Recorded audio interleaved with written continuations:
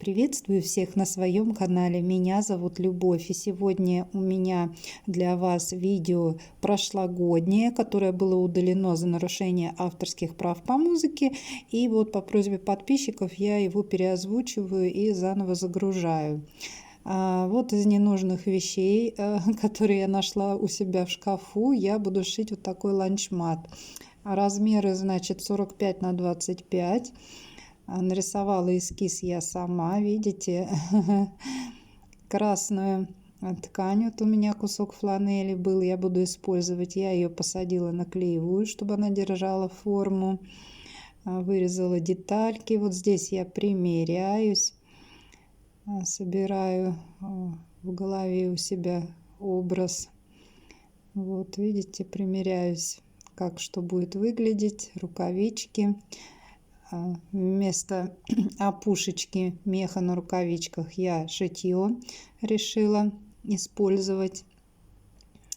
Так, это вот здесь вот я разметила, пряжка у меня будет, тоже клеевую приготовила. И вот такую ткань красивую черную хочу использовать на поясок. И вот этим я шарфиком окантую вот так, потому что ткань сыпучая, все из пайеток состоит. Вот так, и вот здесь посерединке у меня будет имитировать тоже мех, вот такое шитье вот здесь посередке, ну и пряжечка. Так. Пояс, конечно, зря я решила начать с пояса, я это потом уже поняла, но это было уже потом.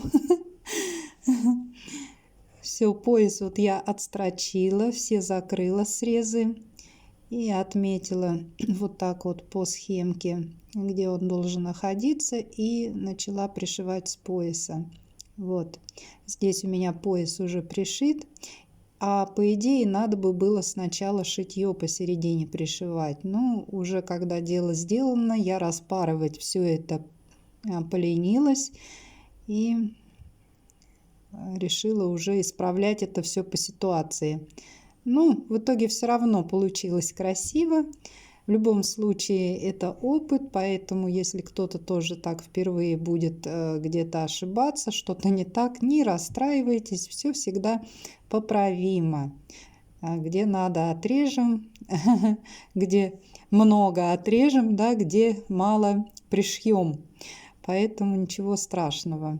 Вот так я вышла таким, значит, образом из этой ситуации. Просто вырезала отверстие в серединке. Вот. И теперь я буду вот эту пряжку делать. На клеевую посажу все это сейчас. Вот таким образом, видите? И вот так вот заверну уголочки на внутреннюю сторону, чтобы у меня получилось отверстие вот такое красивое посерединке. И буду пряжечку эту пришивать, края вот эти вот подогну тоже. И вот она, пряжка красивая какая, смотрите. Даже очень хорошо получилась, она какая-то такая выпуклая, прям вот как пряжка настоящая. Рукава. Ну вот рукава тоже, видите, я начала выкраивать, хотя по идее можно было бы как бы контур лентами пришить на самой основе. Ну, я не догадалась. Вот. Ну, немножко сделала лишнюю работу, ничего страшного. Вот такой вот ленточкой я обработала края. Вот так. И пришила. А можно было бы просто пришить на основе эту ленту, и все. Вот, разрежу пополам, чтобы поуже было, и вот так вот обошью. Вот так. Вот рукавчики готовы, и вот сюда они прикрепляться будут, пришиваться. Так, и вот здесь будет рукавичка. И вот видите, такой красивый пояс, и все закрылось. Вот с самого начала я не учла все это. Можно было бы красивую ткань, хотя бы пару кусочков оставить. Ну, куда деваться, сразу все не доходит. Тоже, видите, я бархат посадила на клеевую. И буду рукавички делать. Вот. Вырежу по выкройке, которую я сделала. Сейчас обрисую заготовочку. Вот, и вырежу.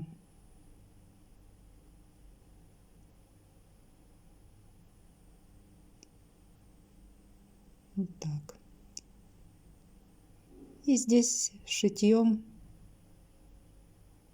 так вот отделку сделаю. И будет очень красиво смотреться и гармонично. Вот смотрите, какие у меня получились варежечки. Так. И вот здесь вот снежинку я решила вышить. Смотрите, как красиво. И взяла, пристрочила белым зигзагом. Ну, мне, конечно, не понравилось. И после я все это подправила черными нитками, заново прошлась уже по краю. Вот здесь видно, и уже вид изменился. И смотрите, какая красота получилась. Но мне очень нравится. И вот в эти кармашки можно столовые приборы с одной стороны, а с другой стороны салфеточки. Посмотрите, какая прелесть. Вот. Очень мне понравилось. Для новогодней фотосессии красиво очень выглядит. Вот. В том году я подарила этот ланчмат дочери своей. Очень им понравилось. Ну и я была довольна, что угодила подарком. Посмотрите, какая прелесть получилась. Всегда красиво, когда что-то своими руками делаешь. Вот. А у меня для вас на сегодня все. Прощаюсь с вами. До встречи в следующем видео. Всем всего хорошего.